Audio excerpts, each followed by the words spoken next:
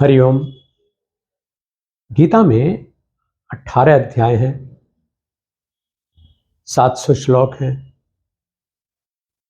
और हम सब चाहते हैं कि उसके माध्यम से हम अपने इस मानव जीवन को सद्गति की तरफ ले जाएं। और ये चाहना गलत नहीं है, हम उस तरफ कोशिश करते हैं और वो कोशिश है अभ्यास। अभ्यास स्वाध्याय का, मनन का, और फिर मनन के बाद जो नवनीत एसेंस हमको मिला उसको आत्मसात करने का। स्वाभाविक है कि हम कोई भी विज्ञान पढ़ें, चाहे स्वास्थ्य विज्ञान पढ़ें, भौतिकी पढ़ें, रसायन पढ़ें, चिकित्सा विज्ञान पढ़ें या एरोनॉटिकल इंजीनियरिंग पढ़ें, कृषि विज्ञान पढ़ें, अच्छी बात है। लेकिन ऐसा नहीं होता कि हम उसको पढ़ने के बाद ही रूपांतरण करें, क्योंकि तब तक तो बहुत देर हो जाएगी और हमारा समय सिर्फ समझने में, जानने में ही बीत जाएगा। इसलिए साधकों के लिए पंचश्लोकी गीता हम साथ लेकर के चलते हैं। आपने गीता के लगभग 10 अंक अभी देखे हैं, सुने हैं, उनके ऊपर मनन भी आप कर रहे होंगे।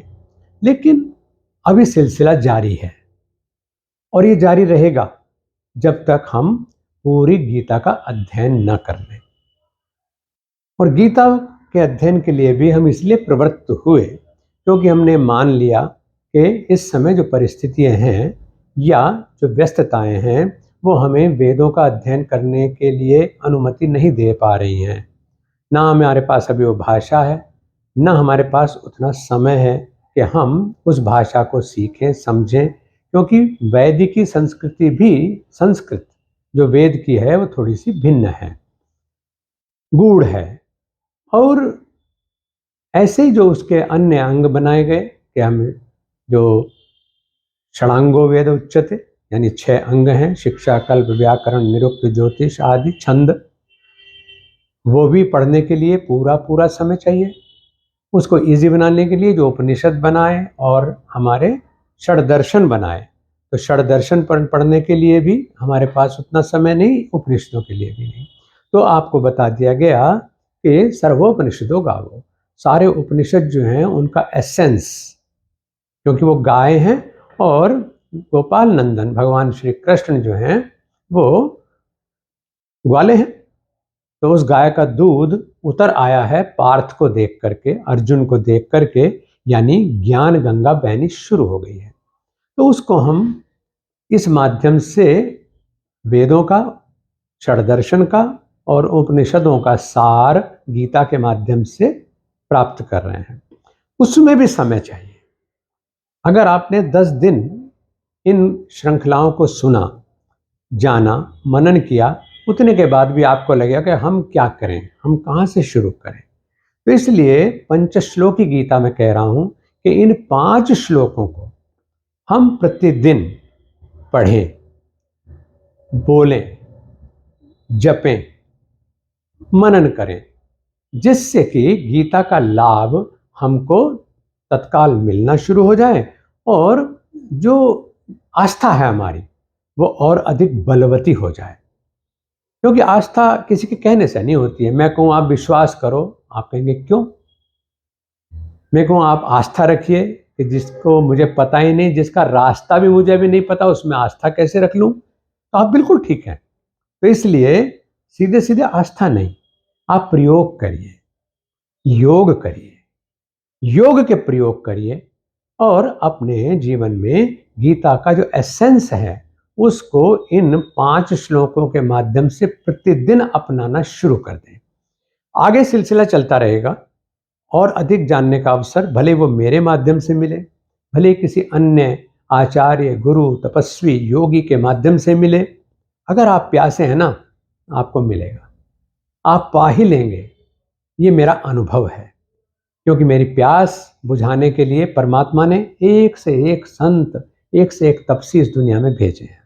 तो आज पहला श्लोक जो हमें लेना है, मैंने कहा पंच श्लोक की गीता, तो 5 श्लोकों में से पहला श्लोक हम ले रहे हैं कि जिसको मैंने अभी हिंदी में बोल दिया, वो है गीता सुगीता कर्तव्या किमन्यै शास्त्र विस्तरैः या स्वयं पद्मनाभस्य मुख पद्मादव विनिसृता। हमें गीता को सुगीता कर लेना है, यानी इतने अच्छे से उसका अध्ययन और मंथन करना है और फिर उस पर अपने एक्सपेरिमेंटेशन भी करने हैं कि अगर गीता में ऐसा कहा है तो क्या ये सच है।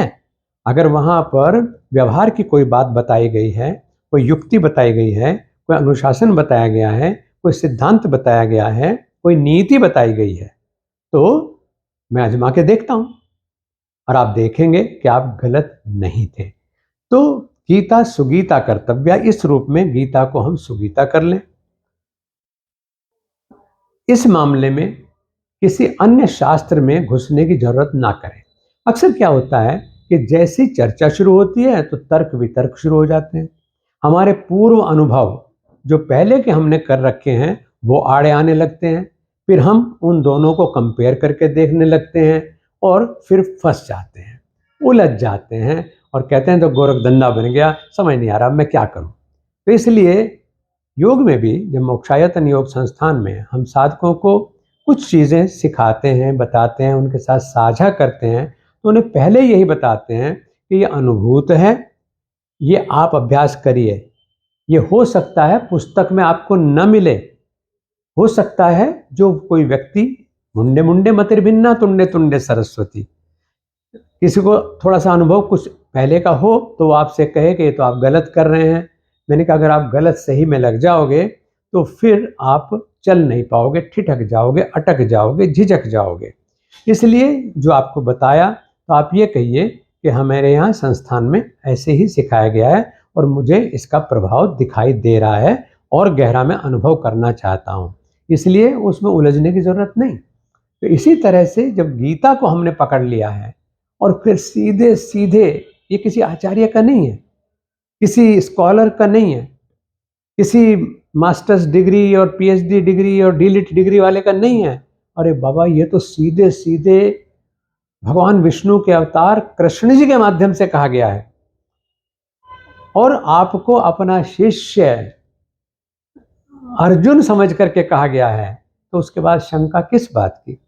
जो लौकिक व्यक्ति है उसकी बात को अगर प्रमाणिक मानना हो तो जो अलौकिक विभूतियां हैं हम उनके पास जाते हैं।